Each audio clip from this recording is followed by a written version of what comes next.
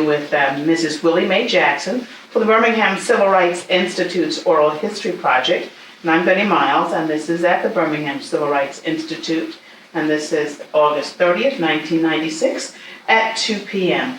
How are you today, Mrs. Jackson? Oh, I'm just fine. How about you? Doing just great. Glad that you could come out and share some information with us today. My pleasure. Were you born in Alabama or in Birmingham? I knew I was born in Kennesaw, Laverne, Alabama. Laverne, Alabama? How far away is that from Birmingham? About? Or how long did it take you? Montgomery. Okay. I really know just about 100 miles away. Okay, and did you grow up in Laverne?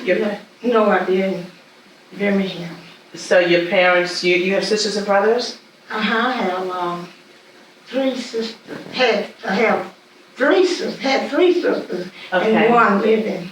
Okay, so three sisters other than you? Mm-hmm. Okay, any brothers? No brother. So 4 girls? Okay. Okay, oh. So where do you come in? Were you the youngest, the oldest, or in between in terms of? I'm the second. Okay. Second of the 4. And when you were an infant, your parents moved to Birmingham? Yes, they did. Okay, so where did you grow up in Birmingham when you first knew Willie Mae? Where were you living? I was living in the Civico. Oh, okay, in Flipco. And so you went to school in that area? No, I went to school in Lincoln, in Tuggle. Okay. Tuggle School. Tuggle in And Lincoln? Lincoln Elementary School. Okay. And Parker. Oh, Parker High School, they were real popular, still are. Mm-hmm. The community that you remember living in, I guess can you remember yourself when you were about 5 or 6 or older than that, when you can remember back, thinking back? Well, I can remember way back. Mm-hmm. Even when I was 4, 5. Can you really? What? Things at Dunby. And When you were about 4 or 5, is that when you were living in the Sipco area? at that time, I was living over in the Another. red area. Oh, okay. Mhm. What do you remember about that time growing up? What do you remember about that community?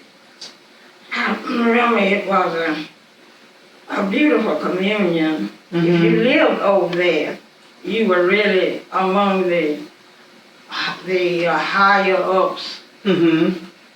Oh, it was a very affluent community over there, because I guess there were a lot of big houses. Mm-hmm. Uh-huh.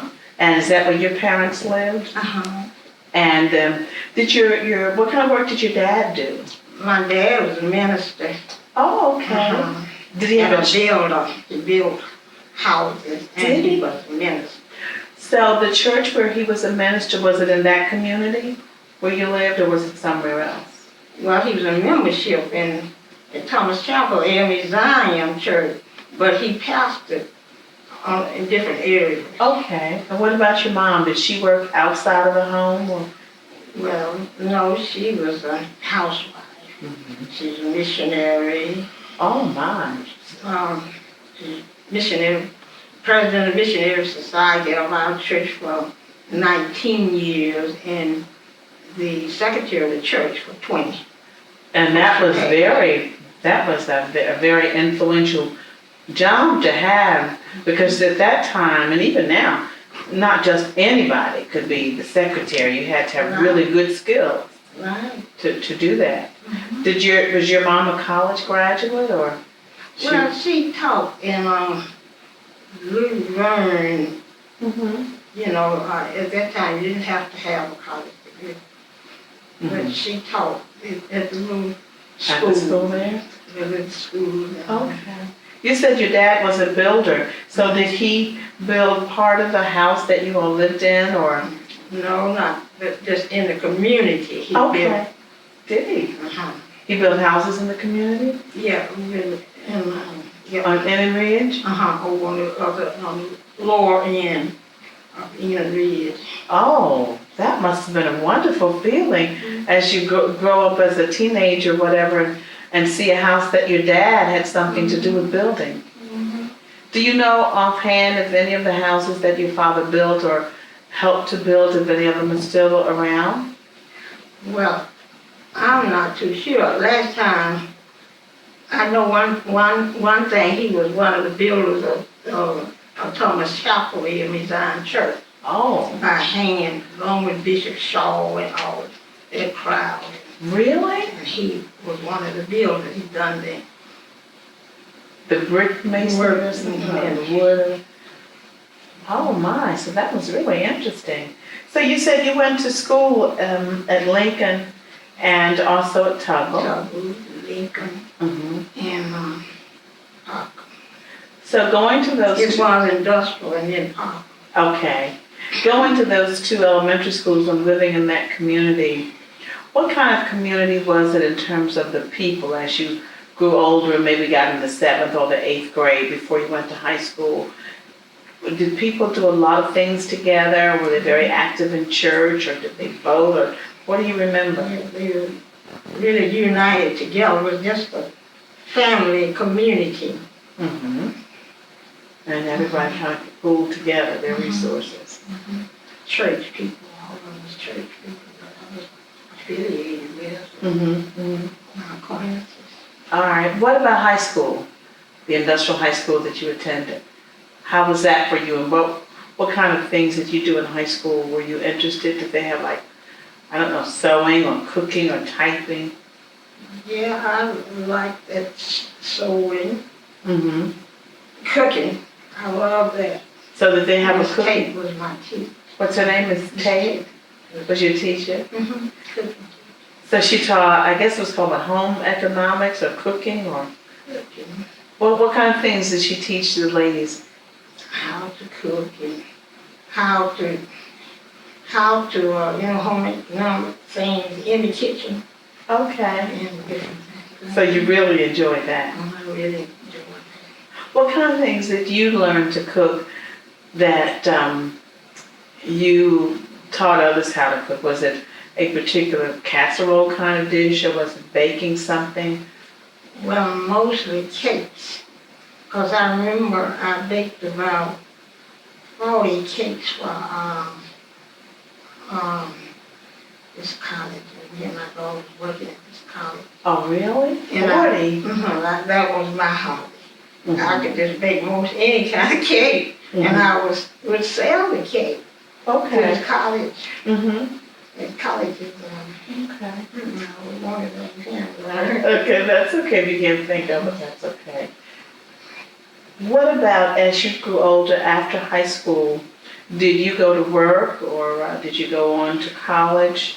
Or what did you do after you graduated from Parker? No, I didn't go to college. I graduated from Parker, but I didn't go to college. Mm-hmm.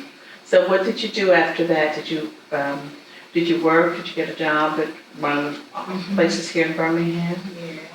Yeah, I worked at Norman. The department store?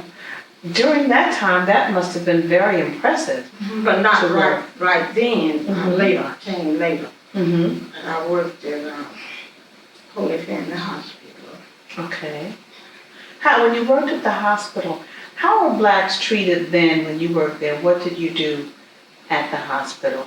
Because of your complexion, were you treated better than somebody else that was black that may have been darker complexion? Because it's not that you're an old lady at all, but I know when we look at history, and sometimes some people felt that if a woman was light-skinned, even in the black race, that she got better treatment than somebody who was dark-skinned working in a place. Was there any? And not there. Mm-hmm. All of us was treated the same. What did you do at Holy Family? I was a nurse's aide. Oh, that's like being a nurse assistant, yes. I graduated, went to this boarding school and graduated there, and this is where I had my first Job after graduate school? Mm-hmm. As you went on and you worked, and then you said you worked at Loveman's? What did you do at Loveman's? Well, my job at Loveman was directing weddings, fashion shows, Mm-hmm. and whatever come up that was after I Yeah, I went to Loveland first, and then I went to Woodward afterwards. Okay.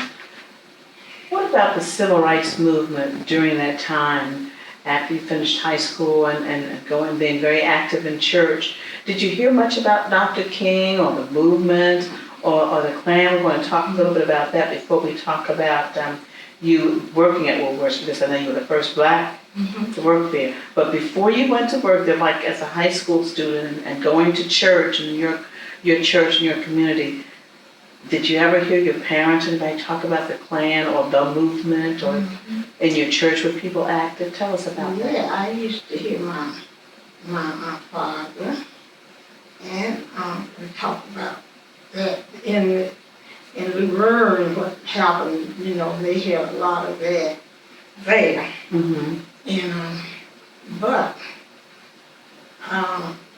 wasn't too much that until I started working at Woolworths that I heard of. Okay, when you went to Woolworths, let's go with that. What did you do at Woolworths? Well, I was the first black salesperson that they hired Really? at Woolworths. So you worked behind the counter? Well, yeah, in a way, yes and no. Because you sold, what were you selling? I sold kits Okay. and china, silver, china. Okay, so you worked down in the basement in the pet department? Okay. And when you went to apply for the job, or how did you get the job? Tell us about that as the first black at Woolworths. Wow. Well, when I applied for the job, they was looking for somebody to qualify. They said they couldn't find nobody to qualify for that job. So this friend of mine, Gladys Mullen, introduced me to The boss or somebody else? Woolworth. And I believe it was about 100 that particular day that were there to put their application in. Boy. Okay. And I was there, and I know it was one little girl that was in my church. She was an A student all the way. And she finished high school, an A student. And so I was one selected. Everybody came up with their applications, you know, on the table. She said, well, I'll call you if I need. I said, oh, I wish you're not going to call me. And so when I got there, she told me to step aside. I said, What about that now? So she helped my application, and the president of that Woolworth, I can't think of his name right That's now. okay. And he said, well, Willie Mae, we decided that we would hire you, so you qualified. I said, well, young folks now. It was younger than me, I thought. And then were you an A student? So you were wondering, yeah, okay, and they chose you. Oh boy, that was lucky for you. See, we took tests. Okay. We took tests. Yeah. So I think I made about You had to do real good. 80, 70, something up there. Probably had But 80 or there's 90. some of one girl, I know she made 100. Or maybe you thought she made I it. looked like that, you know, on her paper, seeing what she was. But anyway, I was hired from that on. And how was it working there? What did they do? It was historical. I'll put it that way. Tell us a little bit about how was it for you thinking back? It was very scary, but I prayed and I asked the Lord to give me the strength to do whatever, because I know that He's the one that picked me out of all those. What did they say? I mean, can you tell us some of the things that people may have said to you? You being the first black at Woolworths in Birmingham, Alabama, and downtown Birmingham, and that working in the pet department and the silver department? What kinds of things did you maybe overhear somebody say? Or did they call you any kind of names or what? Well, Because the kids listening to and seeing this. Well, just some offhand people that would come in and I felt like they might have been clean. But my most scary experience was when the head clever from Atlanta one day. Okay. He came down in the basement, had on his white hard hat and them buckles on his shoes and white suit.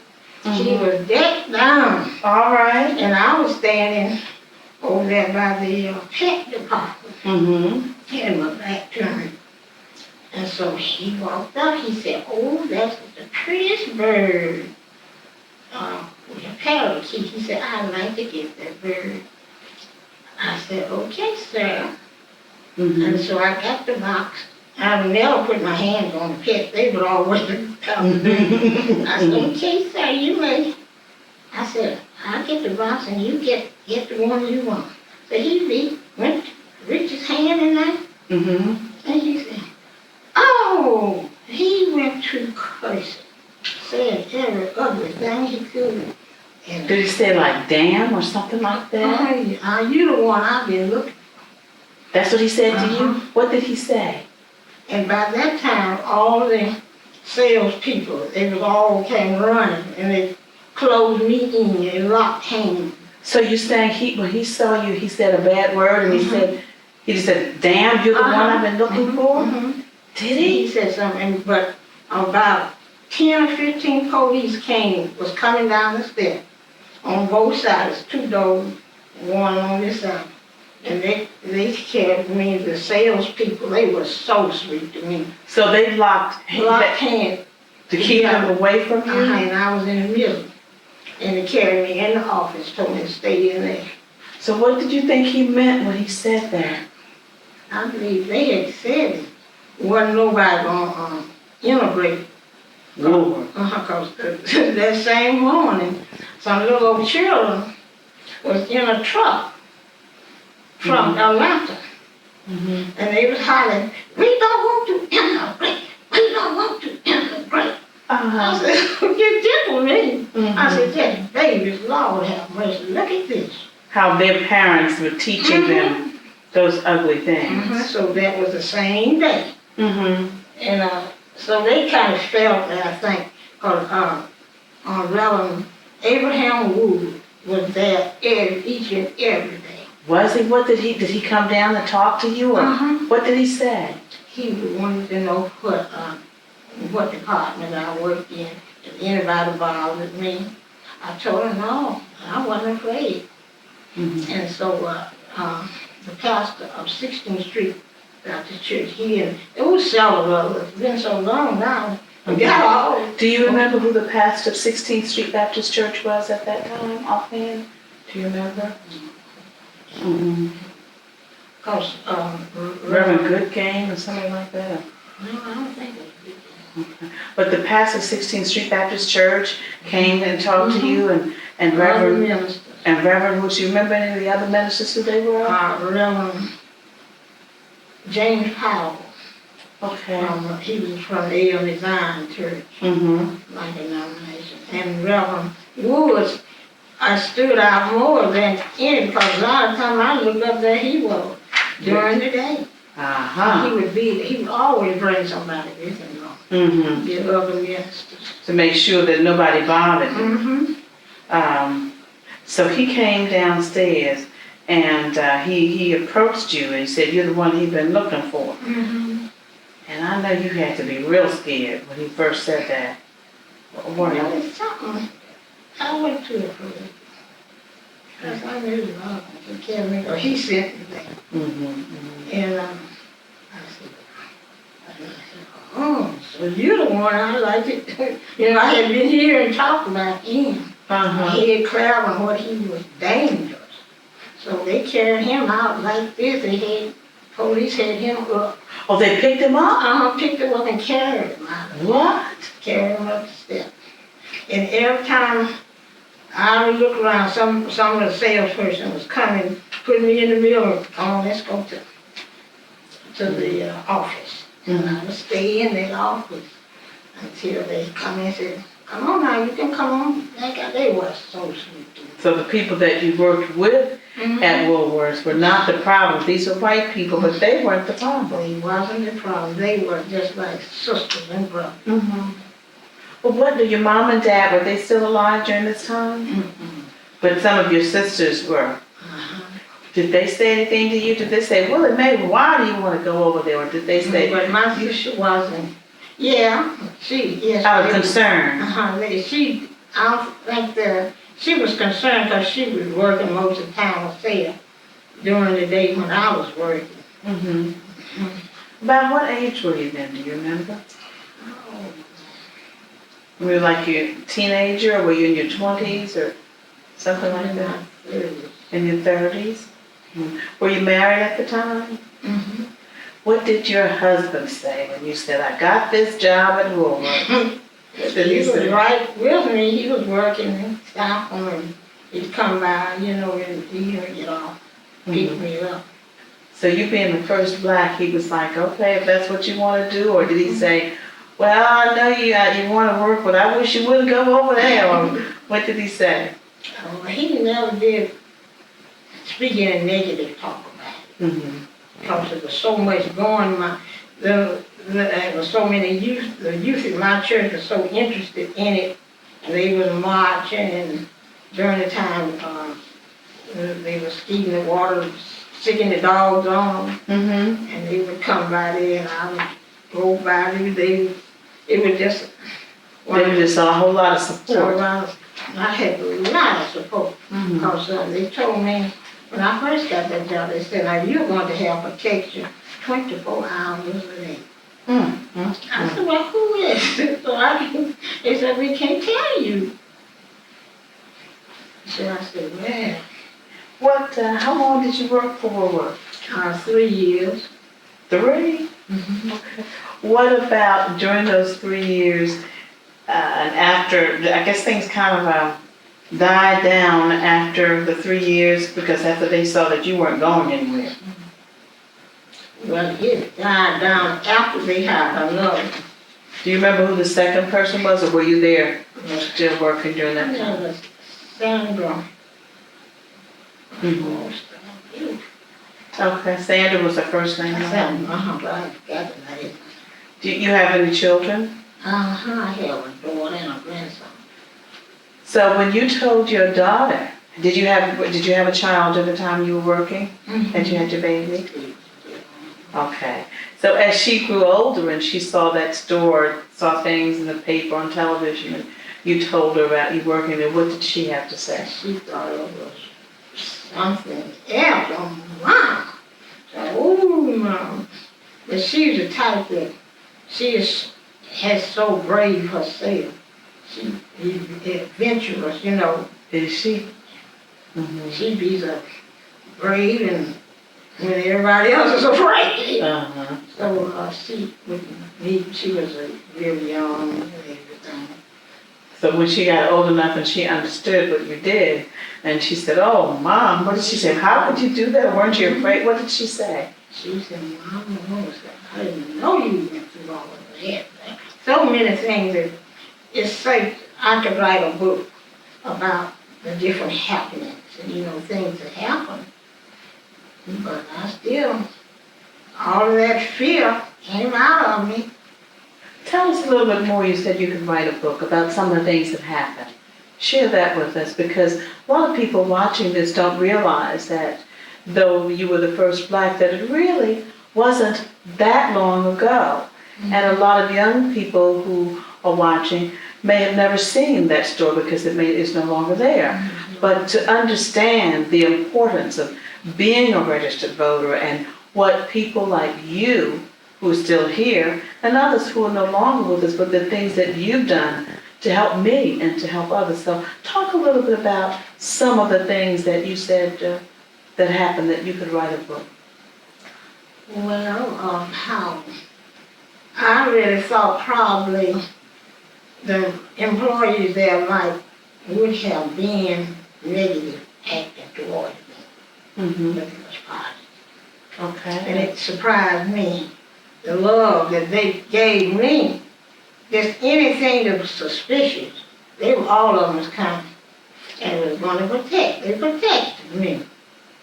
And it just, actually, I would see a lot of whites stealing and blacks stealing, but a lot of times I just wouldn't say nothing because I didn't know whether there was going to be danger there or not. They had security guards that would do it. And so the other girls, they hide. She would always turn them in and everything and run up the steps. And I never did do it, so Reverend Woods wanted to know, said, "You're so calm, why?" I said, "Well, that's why you hide me." You hide me to be calm. If I get down here raising, and a lot of them, if I started raising, I'd starve them. So you used your head. I stayed cool. So the others could, because there was a lot of them ready for everything. They would have they had guns and all such stuff. But they were blacks. They really protected them. And I knew that what would have been ahead. So I just kept cool. A lot of things I would tell them. I said, "Look at them. Don't don't get in trouble." You know. So they listened to you, some of them? A lot of them. And Reverend Woods used to come in and he would always have some good words for me. Okay. Yeah, words of encouragement. What is your position? That's what he would ask me every time he came. I said, "I'm supposed to be a salesman." So what would he say then? He would just laugh. He was so kind. So he played a very important role during that time. Tell us about that a little bit, with how you saw him and how others saw him during that time and how important a role it was that Reverend Abraham Woods, Reverend Abraham Lincoln Woods, in fact. Yeah. Well, it was a lot of people depended on him. His guidance, his wisdom. He's a very wise man, and he had to know how to handle certain groups at certain times. Okay. And so this is what, when I would see him, I felt real good. Because it was other ministers and all this people just come in, and they were letting me know that they were behind me and they protected me. I said, "Stick in here." I said, "Well, I am." I said, I'm here. So you made history. What about as time went on? Did you get involved in the movement? Were you a member of the SCLC or the NAACP and during that time as you got a little older? Well, yeah, not that. They said, I work with them. Yeah, that's what I meant. So you worked with them. When you look at the movement, when you look at the SCLC and the NAACP then, and you look at it now, do you think that there was a need for it then? Do you think, and if so, why? And do you think there's a need for it now? Yeah, they trailed, they opened their doors, they done gave the foundation. They set the foundation. Had not they done what they did, the foundation, in other words, they done something like building a house. You know, you got to have a foundation for it. Well, they set the foundation for the civil rights movement. And all of us, and Reverend Woods was pleading everybody to go vote, and all said he just played such a beautiful part. And in my life, I will never forget him. He maybe don't forget me because I was little then. I was little.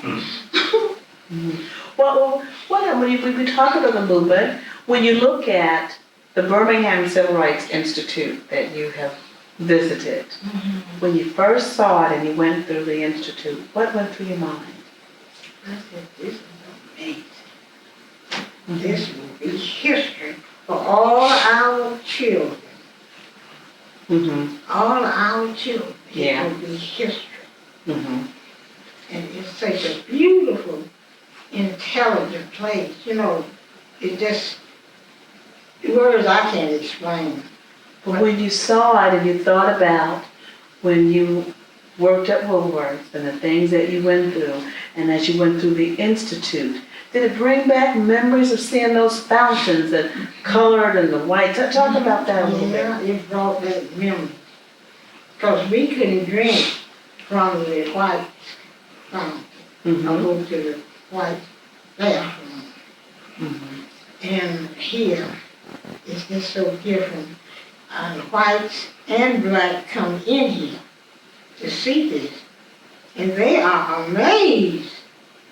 They really are amazed Yeah, at this. And a lot of them really didn't know all that was happening that's true. back then. When you talked about the white and the black bathrooms, white and colored, when you worked in Woolworths, what did the bathroom look like that you used? And did you ever see the bathroom that they used? Their bathroom was so much better than ours. You remember what it looked like offhand? What the one for colors looked like? Well, it wasn't too much better than ours. But we just had a small place. Uh-huh. And then they had a large one with a nice mirror and all those kinds of things? Or? And then a little bit later on, we started going in there, black started going in there. But it was never, they never tried to keep us For out going in there. after we started in there anyway. What about, we've talked a little bit about voting and the importance of the vote. When you think about young adults today, what would you say to them to encourage them to be a registered voter, but also to use the power, if you will, of the vote? Because sometimes some younger people, even some older people who have registered, they don't vote anymore. What would you say to them in terms of the importance? I would tell them to go and vote Mm-hmm. because they could do more now than we could. Because they have more privileges, voting rights Mm-hmm. than we had. Because all we could do was to vote. Way back then, you just vote, but nothing else you could do. Mm-hmm. But they can move mountains with that one little vote. And just get out and go vote, or one little vote will put Somebody over the top. over the top. But just don't stay at home, because things are so different now. Mm-hmm. It's not like when I was coming up. Yeah. If you could send a message about what you went through and how important the struggle was, what would you say? With the things that you went through working, being the first black at Woolworths, and going through that, and even your life being in danger because the head of the Klan came down that basement, and the people that you worked with didn't have to come to your rescue. Well, I feel it's like, let's take that way. What kind of things would you say in terms of what you went through that you want to share maybe with us today and people watching in terms of the struggle? Well, I would say keep cool. Mm-hmm. Keep a level head, because see, a lot of them want you to confuse you so you can't think. But just keep cool, don't care what they say. What people say, just keep cool. And that's the best thing you can do, and look at the other fellow. Mm-hmm. That's right. Like that person have a problem. And the reason he's doing and saying those things, well then you keep cool, because if you talk to him or upset him, If he's got a problem, it's going to be worse. Mm-hmm. Yeah. That makes sense. That makes sense. Is there anything that I didn't ask you that you wanted to share about the movement that you didn't get a chance to say today? That's question number one. And number two, you've said some things about Reverend Woods, and you said he may or may not remember you, but what would you say about him today and your opinion of people like Reverend Woods, like Reverend King? I say Reverend Woods is just as strong now as he was back then in the civil rights movement and concerned about everybody. Mm-hmm. He's concerned about everybody. Did you get a chance to meet Reverend King? That's what we didn't ask. Reverend King, Martin Luther King Jr. Oh, yeah. You did? That's the thing that we forgot to ask, that we're asking now. How was that for you? What did you think of it? Well, it was one day he came through town, Mm-hmm. and we just got a chance to shake his hand, all because they had me in Woodworth, and there was so much going on there that I had to be in there. Okay. And but I got a chance to meet him, and he was wonderful. He has the attitude that I just wish everybody could take his of. What kind of attitude did he have? He had a Christ-like love. He was love of people. And it's just so much I could say about Dr. Martin Luther King. He was the Moses, he's the leader of his people. Okay. Mm-hmm. And he was just a kind man, what you're saying. And he had such a cool temper. I always said, ooh, let me pattern myself after him. And because I well, it was pretty hard for me to get really mad. Mm-hmm. Angry, upset. I could always control my temper. But I think that's something that you just talked about a little while ago when it comes to all of us, and particularly with youngsters. And when you talked about Dr. King, that one of the things that he had was patience. And he was cool, he had a good attitude. Mm-hmm. So. And he was not afraid of nothing and nobody. He had gone through things I was seeing him, things that he's gone through. Mm-hmm. No person that the law didn't anoint to do this could have done it. So you think he was anointed by the Lord? Mm-hmm. And he served his time out. Mm-hmm. Well, that's a wonderful thing to say about him, because he was a magnificent man. Mm-hmm. He was a man, he was a God-fearing man. Mm-hmm. Well, we certainly thank you for sharing all those wonderful things with us as you look back and you being the first Black person to work at Woolworths. Do you have any pictures from them that you ever had taken that you? But that part doesn't matter. I guess the news media, would they come out there during that time? Yeah, they came out. And did they ask you, how's this feel? Mm-hmm. What's that? How's they treating you? Are you afraid? So they were treating me real nice, and I'm not afraid. I wasn't afraid. Well, I think in a way you're a lot like Dr. King, because you said in the beginning that you felt that the Lord sent you there for a reason. Where the other student who was an A student didn't get the job and somebody else made 100 on their test and you didn't, but you were there for a reason. I noticed they kept looking at me. I said, and so I said, oh, what is this? So that was it. Mm-hmm. They had slow for, I don't know how long, they had been trying to find somebody to be qualified. Mm-hmm. And they would always say that this person, they would come in and they couldn't find nobody. So this friend of mine, Gladys Merlin, carried me in, recommended me. Mm-hmm. So they accepted. All right. That's a good note to close on. We certainly thank you for sharing with us. My pleasure.